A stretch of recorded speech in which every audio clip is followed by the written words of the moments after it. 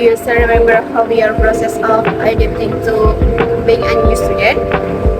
So today we will interview people to share their experience. And before starting the video, we want to introduce ourselves. Hello, my name is Laura. And my friend. Hello, my name is Email. And Hi guys, my name is Fanny.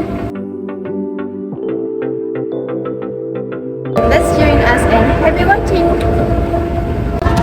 The COVID-19 pandemic has an impact on the mental health of new students who are still in the adaptation stage after undergoing education from high school to university. Demands to be more active and creative as well as demands for mastery of the technology in undergoing lectures. So, we will interview random people about their mental health and their experience while still adapting when they were new students. So, stay tuned guys! Have you ever had difficult adapting when you were a new student? Can you tell us about the experience and what impact it had? Okay, yes. Well, I'm not from here. I'm from Bekasi. And for your information, my MBTI is ESTJ, which is extrovert. And then, but me being with unknown person, new culture, new places, and it's kind of overwhelmed me. So I usually shrink and become a kinky person, and I put my RBF on like this. And like people thought I was a mean girl in the point like, oh god, she is so mean. And then like 9 out of 10 persons say like, oh god, she is so mean. And including the person who is recording me, she thought that I was a just a pain in the ass. Okay. Halo, namaku Jasa Nabila Doayanti dari Prodi Arsitektur Angkatan 2022. Ya, waktu jadi mahasiswa baru tuh aku sempat ngalamin kesulitan karena ya seperti yang kita tahu, dunia kuliah sama waktu SMA itu berbeda. Yang paling kerasa itu deadline-nya. Pas waktu SMA itu deadline itu bisa selesai di sekolah tanpa bawa pulang PR. Tetapi kalau pas jadi mahasiswa itu kejar-kejaran deadline yang sampai bikin saya lumayan nangis karena takut nggak bisa selesai deadline-nya. Terus yang lain juga itu pertemanannya, dimana kalau pas sekolah itu kan jelas temennya itu lingkup satu kelas atau satu angkatan mungkin, tapi tidak terlalu besar circle-nya. Dimana kalau menjadi mahasiswa itu kan banyak prodi, banyak fakultas dan terlalu besar. Ya sempat bimbang memilih pertemanan yang baik dan selalu bisa ada untuk satu sama lain. Do you need help for other people when you experience these difficulties? And what are other people doing? Nice person who is helping me, and then like yeah, you know, he asking me question and then make me feel like I'm being the part of the group, and then it's up to me that I like to question other people and then like bonding with other person. Ya seperti yang saya tadi bilang kan, masalah saya kan dua, pertemanan dan deadline. Kalau soal pertemanan, puji Tuhannya Tuhan kasih orang-orang yang bisa support saya. Dari situ saya memang butuh orang itu untuk meyakinkan saya dari diri saya yang pesimis untuk bisa mengerjakan tugas dan mencapai tugas itu sesuai dengan tujuan. Dan hasilnya memang berhasil. Karena semangat dan support dari orang itu, saya bisa melakukan dan mengerjakan tugas saya dengan lebih semangat dan mengumpulkannya tepat waktu. Terakhir, ada nggak pesan-pesan buat teman-teman lain nih yang lagi ngalamin masa sulit kayak gitu, yang samalah kayak kamu? Well, for me, I don't do things that I don't like, and I think it was my principle in my life. But when it comes to socialize with new people, I have to push myself and out from my comfort zone. Buat teman-teman yang ngerasain hal yang sama aku cuma pengen pesan tetap semangat dan jangan pernah ngerasa sendirian. Jangan malu untuk minta tolong sama orang lain karena di sini orangnya ramah-ramah, apalagi mahasiswa itu kalau bisa saling membantu, saling menolong, anggap aja satu keluarga. Ketika ada satu yang kesulitan akan dibantu oleh yang lain. Tetap semangat. In medical term, there is a word that known as resilience. Resilience is mean that someone is a person being able to bounce back from their problem, from their stress, from other things that maybe can altering their emotion or our emotion, how we think about something, how we solving about a problem or something that we need to solve it. That's the first one. The other, avoiding using mental illness words like I'm depressed, I'm maybe have a bipolar or something like that. Because to diagnosing mental illness is not that easy, it's not that simple. There's a lot of tools, there's a lot of questions that you need to answer it before someone can diagnose have something about mental illness. That's the second.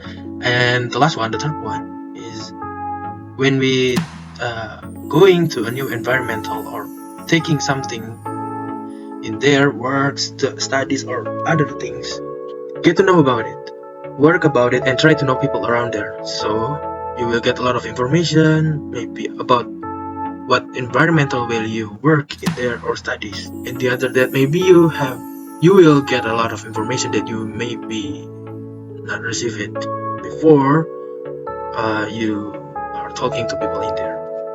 Never get really sink in your emotion with other people's comment, other people's how we say about you. Never really think about it, because when you really think about it, sink in that condition, you will get a lot of things that can alter your mind, how your problem solving, how your emotion.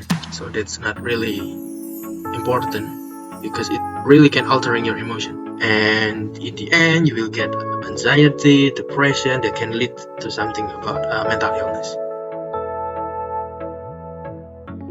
Is organizing my problem or problem in our head.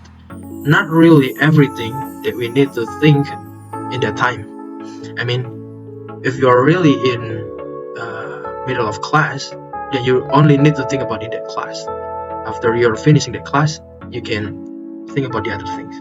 So you are not really putting a lot of that problem in one place in one time. If you have a problem, you need to solve it, then solve it immediately, not leaving it too long, because it will prolong your mind to think about it in one day, maybe a week, a month, maybe. What I know as a medical student is reading or journaling or do other things that can help you altering your emotion condition. If I give you an example, I'm very angry right now, so I can draw or I can write something, I can read, I can hearing music. In medical, we use that term as a coping mechanism, how you release your emotion in a positive way. Other than that, like I said before, never get really sink in your emotion in one time, because it really gonna get you very tired. I think maybe some people feeling that way. If you are doing something that you really must done it, then consistently doing it, because if you are leaving it halfway and you're doing something, you will think about it, you will think about what you are going to do, so it will never be synchronized. Your mind will be thinking about that thing you have not done yet, and you have to done something yet you are going to start. In medical major, we have a lot of people that can help us, because in medical major or faculty, our lecturer is mostly specialized in one thing, like I said, or maybe if not specialist or on something, at least they are a general practitioner. So in general practitioner level, or in Indonesian we call it dokter umum, is at least that they can help us diagnosing, or maybe the symptom that we feel is maybe subjective. And the other, usually medical faculty, not daily but maybe yearly, we fill a form about resilience, about how we stress, about how our coping mechanism work, about emotional intelligence, or in the Indonesian maybe we know it as a EQ. As far as I know, if my friends have a problem about mentally illness or maybe a symptom, our lecturer can help us.